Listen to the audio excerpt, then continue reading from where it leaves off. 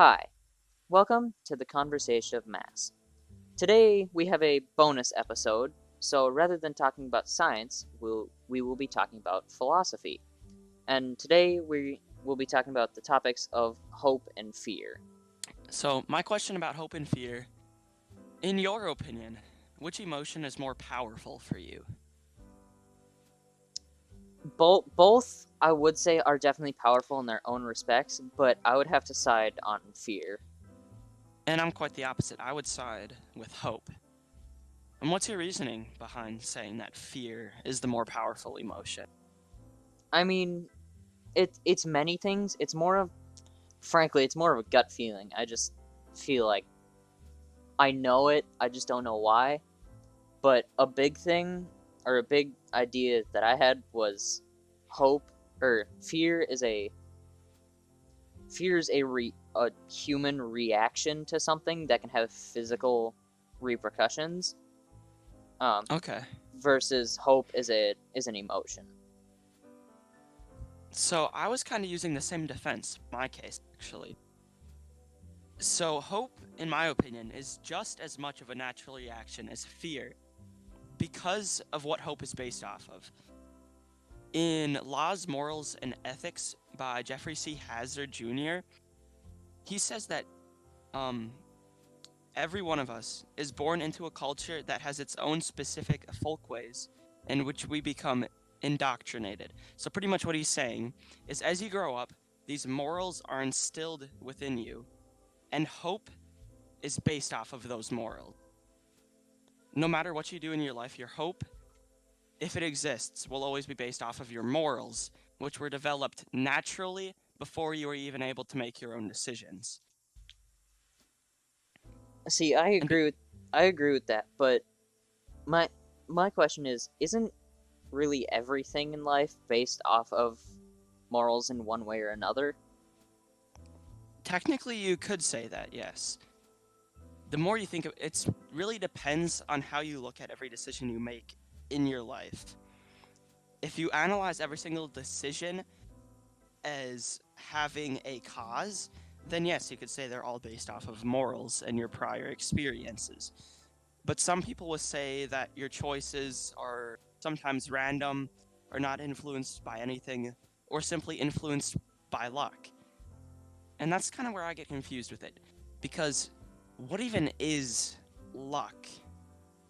Okay, I've heard this quite a bit recently, and I just gotta say, luck is our not really perception, but our idea of immeasurable chance. It's a word that we put to something when we know it can or cannot happen, but we just don't know why or when. That's a really good way to look at it. Hmm. But the thing is, people always try to find a reason in things, and if they can't find a reason, they blame it on luck. But luck doesn't really, it's not really definable in that way as something that can be blamed for something because of the way you defined it there. I mean, see that's the thing is if you were to flip a coin, you know, you have like a nearly 50% chance of each side landing on it and an incredibly small chance of it like landing on the edge, I guess, cuz that can happen. But granted, if you made a bet with someone like, "Hey, if I flip this coin and it's heads, you give me $5, but if it lands on tails, I give you $5."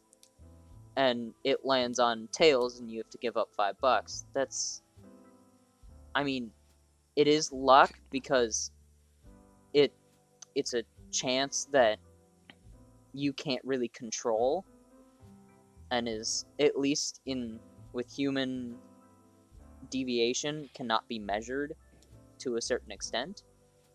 Okay, so is luck then the factors outside of your probable chance of an event occurring that influence that chance slightly, but not to the point where it's actually significant in the outcome of that random chance? So, like, the air affecting the flip of that coin, or like the dust particles in the room slightly touching it, or the force that your thumbnail made as you flipped the coin, would that kind of be the luck factored in to the random chance of the coin flip? I personally would say yes, because of the fact that, I mean, those are one of the things, like, I see a lot of jokes about physics class, and it's like, air resistance does not exist. But in the real world, air resistance exists. And it can have minute or large effects on anything that ever happens in a non-vacuum area. Yeah, so all these small things add up to form what we perceive to be luck. So then, does luck really exist if you can break it down as even more small influencing behaviors on chance? I mean, I would say yes, because of the fact that luck exists due to the fact that it's our perception of an idea, or a word that we put to represent an idea. So then, back relating to the topic of fear. So luck is luck is influencing how a situation will play out and what your reaction to it may be, which can be fear. So luck does have a factor in fear, which influences action, as you were saying. But I think hope can be just as much of an influencer of action as fear is. If I am hoping that I will do well on a math test, I will likely study more to get that grade. If I'm hoping to get into my CIS math class, I will study more in order to prepare for that class. But that's also where the whole situation kind of gets messed up, because you could also say that fear of not making it into the class, was just as much of a factor for you to study. And that's kind of where I got confused with this topic as a whole. Neither is more powerful in the long run. It just depends on who you are as a person, which all leads back to the concept of morals, because who you are as a person is basically just a structure of all of your morals and ethics added up to form you. Would you agree? Yeah. I had an idea that was basically, we used this topic before in our English class, but the reason why I believe the physical effects of fear are more powerful than emotional effects of hope is, like, take the example of a baby trapped under a car. You see plenty of these stories where a mother, like, lifts a 2-ton car to get her baby out from under it. And that's due to the adrenaline that's produced from the fear that, like, oh dear god, my baby's under a 2-ton car. But you don't walk up to a car and go, oh, I sure hope that I can lift this car. It just doesn't have the same effects. And I think that mainly comes from the adrenaline factor, and I have heard that you can gain adrenaline from hope. I just feel like it's not as easy or off Probable. often probable, thank you. Gaining it from hope than it is from fear, because fear, it mainly comes from probably the fight or flight instinct. So I feel that the emotion of hope could be applied to this situation if you were to extend it. So after this child was rescued by his mother because she was scared, because he saw him under a car, and then he was in the hospital recovering because, I mean, if you had a car on top of you, it would obviously cause some sort of injury. Yeah, a little bit. All that mom can do is hope that her child will recover from that. She isn't fearing that he will die at that point because he's already survived the traumatic experience. Now it's just hope in the good times after the bad times that he will recover. So hope is in the good, whereas fear is in the bad. speaking of a situation. I mean that And that I would say with my ideas, yeah, that's actually fairly true. Although I feel like um, that kind of depends both on how you define hope and fear, as well as good and bad. Because good and bad is mainly based off of your own, like we mentioned earlier, morals. In the fact that like a I don't know, a sociopath or something that doesn't really have that emotion or whatever could say like, oh, this is fine, but to a normal person, that's like, what are you doing, you imbecile? yeah. So I want to bring up one more resource, Art Spiegelman's Mouse 2. There's a quote in this story that I found really important to me, really understanding what hope means to him, which kind of helped me understand what hope means to me. So it's on page 73, where this grandfather mouse is talking to his children. And the Jews lived always with hope. They hoped the Russians can come before the German bullet arrived from the gun into their head. So at that point, there is no more fear left in them because they're already certain that they're going to die. Once you've reached the bottom, there's no reason to be scared anymore. The only thing you can do is hope that somehow you'll get out of the bottom of that barrel. If you were shot 7 times in the chest and you're laying on the ground there, you're not scared anymore. You were scared 10 minutes ago when you saw this man walking down a sidewalk in a dark alleyway with a gun in his hand. But now all you're doing is hoping that you'll survive. Do you understand what I'm saying here? Yeah, and I agree with that. Although I feel like in situations like that, it's not really that they're not scared anymore. It's more of the fact that they have accepted what has happened or is going to happen. So, and then there's the opposite situation where you have no idea what's just happened to you. Take, for example, Hiroshima by John Hersey. In that story, he gives the perspectives of a few victims of Hiroshima, the bombing in Japan during World War II. In that story, these people are living completely normal lives, going on with whatever they do in their normal day, where they see this bright, noiseless flash, and just like that, their lives come to an end.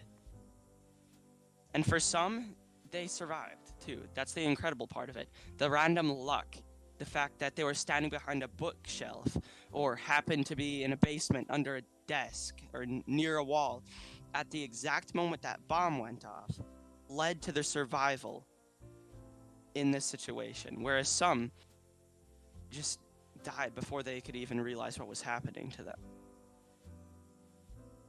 And in that case, neither hope nor fear was really driving them at all. Wouldn't you agree? Yeah. I feel like I have something to add, but I can't formulate it into words. I'll do it for you. Okay. So even after these survivors survive this traumatic experience, obviously the fear is over and now they're hoping to live a normal life. But the problem with surviving is that no matter what, you're still the victim of this situation. You Yeah. can survive, but you won't live the rest of your life. And this is kind of what happened to Kurt Vonnegut. As he wrote in Slaughterhouse 5, he says, I thought it would be easy for me to write about the destruction of Dresden, since all I would have to do would be to report what I had seen. And then he wrote this long book, 5,000 pages, and just couldn't put it into words. And he's wrote countless paragraphs that make little to no sense, writing about how the truth is death, or all of these things that he can't exactly put together in his head, because he is still recovering from that, being a victim. He survived, but he can no longer live. Yeah. I have one final question for you, Caleb. Do you think it's worth it to tell war stories after the war has ended? I mean, that really depends on the circumstances. Because, I mean, if we can get multiple... See, but even then, it would have to do with who is telling the stories. Because due to the fact that a survivor would have to be... I don't know. A survivor would have to be someone that participated in whatever happened, like, for example, a war. But when someone participates in something, whether they like it or not, they're going to have a bias, whether it's towards or against their own side, or against the subject itself. And I think the only way that telling the stories would help is if we could get basically stories from each side that were not trying to attack the other side, but instead trying to tell their own story. So if all history, novels, stories, and nonfiction were told as a dialogue instead of a debate or a one-sided story directly to the reader, you think that would make the best possible war story? I feel like it definitely could. But the thing is most of the time that can't really happen, because most of the people that truly have the experience are yeah, dead. the experience to be able to tell their story are in a state in which they cannot tell their story. Just like Kurt Vonnegut. Yeah. Well, similar to Kurt Vonnegut. And that's a really good way to end this, too.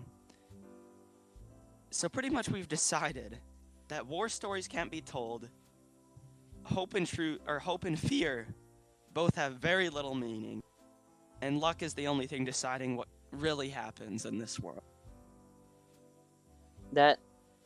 Yeah, basically.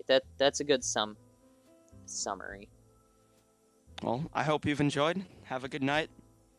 And think philosophy. Think philosophy. I can't say think math because this was not a science episode. No, it wasn't. Think philosophy. Good night. Good night.